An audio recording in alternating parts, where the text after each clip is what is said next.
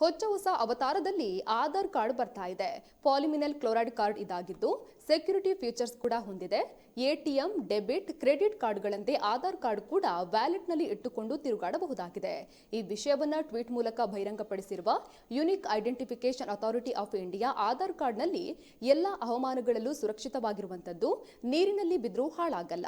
ಕ್ಷಿಪ್ರ ಪರಿಶೀಲನೆಗೆ ಇದೇ ಕಾರ್ಡ್ ಅನ್ನು ಬಳಸಬಹುದಾಗಿದೆ. ಅದರಲ್ಲೂ QR ಕೋಡ್ ಅಳವಡಿಸಲಾಗಿದ್ದು ಇದನ್ನ ಸ್ಕ್ಯಾನ್ ಮಾಡಿದ್ರೆ ಸಾಕು, ಪರಿಶೀಲನೆ ಕೆಲವೇ ಸೆಕೆಂಡುಗಳಲ್ಲಿ ಮುಗಿದು ಹೋಗುತ್ತದೆ.